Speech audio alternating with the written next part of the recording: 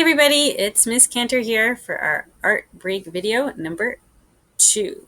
And if you missed number 1, that's okay, because each one of these videos are going to be standalone. They're each going to have look at different materials, different ways of doing art, all from materials that you have in your house. So for our video number 2, I'm going to use a material that you will find in your kitchen, most likely. It's shiny, it's crinkly. It's tinfoil. And to give us a little inspiration to get us started, I'm going to show you a short video of an artist and his tinfoil sculptures. Let's take a look.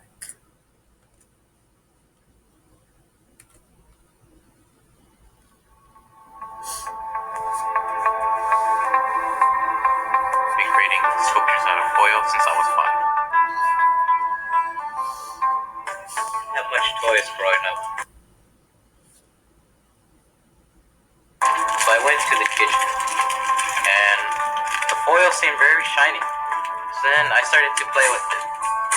My name is Juan Gonzalez and I'm a professional foil sculptor. But if I remember correctly, my first creation was actually a dinosaur. I'm always looking for detail, more room to improve my sculptures. So I usually start with the corner and then fold and bend and tear to create the shape I want. When I build these sculptures, they relieve a lot of stress.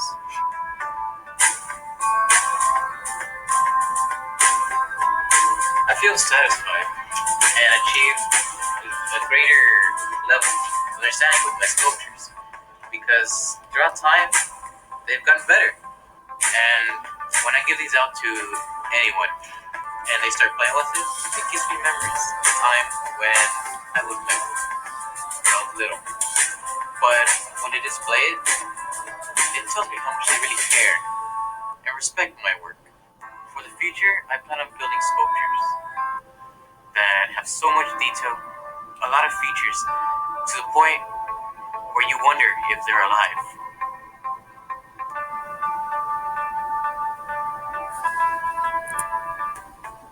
All right, so that is Juan Gonzalez, a tinfoil sculptor, and I'm trying to get it to move on to the next thing. That's okay. So for our art challenge number 3, if I can get to my next slide, I'm going to do it this way. Art challenge number 3, make a tin foil sculpture. And you can, let me just get this back up again. Hi everybody. So make a tin foil sculpture. Now I have a picture of a figure because a person is one of the best ways to begin your tinfoil sculpture journey. And I'm going to show you a video of how to do that. But before we can even go any further, let's just make something clear. Ask an adult if you have permission to use the tinfoil. Especially now, it's hard to get to the supermarket. Make sure you have enough in the house. But you can work teeny tiny. This is one that my 5-year-old made, a teeny tiny Stegosaurus. Or if you have permission, you could work pretty big. But to get us started, we're going to be looking at the basic figure. You can make an action figure. You can move it. You can play with it. The possibilities are endless. So all you need to make a tinfoil sculpture is tinfoil and scissors. And really any scissors will do. And in fact, the tinfoil might even sharpen your scissors as you use them. But you do have to be careful because tinfoil is sharp.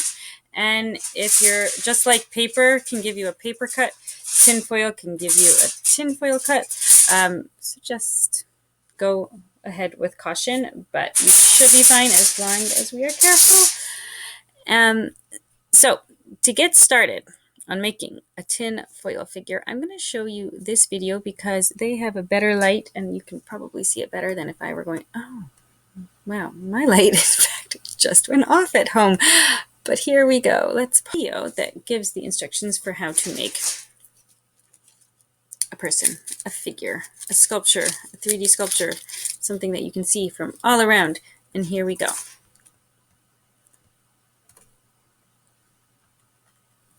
all you need, again, is scissors and tinfoil.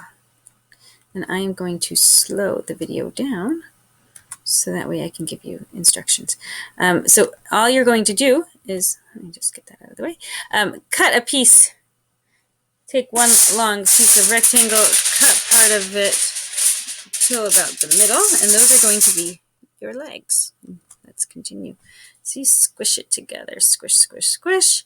2 legs, that's going to be nice and thin, and then squish the body above it, and then your head at the top. And if you want a wider head, you could always put another little piece of tinfoil on top. This person just folded it over to make it a little bigger, which is a pretty good method. You can add more layers if you have permission, and if you so desire, you can bend the feet, bend some knees if you want. You can always move it afterwards. Now, to make the arms, you're going to take a separate piece of tinfoil, roll it, or just squish it, but here, roll and squish, and then you're going to wrap it around the body. And this is a great technique for attaching any tinfoil to another piece of tinfoil. I'm pausing that there because this is really helpful. You're going to want to wrap the tinfoil around another piece of tinfoil. It's difficult otherwise to attach the pieces.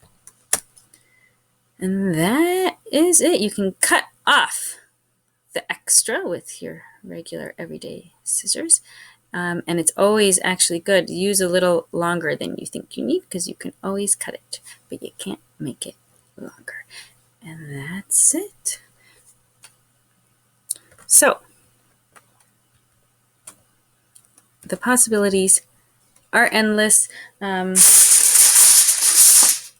Make a spider. I don't know if you can see it.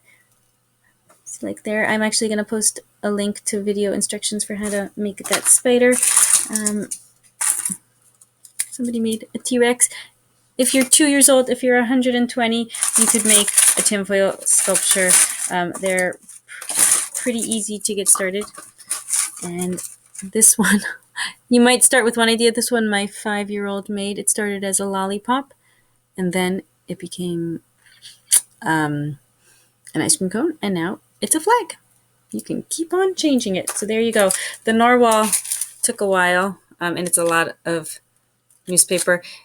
This one of my kids made. And if you wanted to make something this thick, you could also stuff it with newspaper, which might be easier. So there you have it, tin foil sculptures.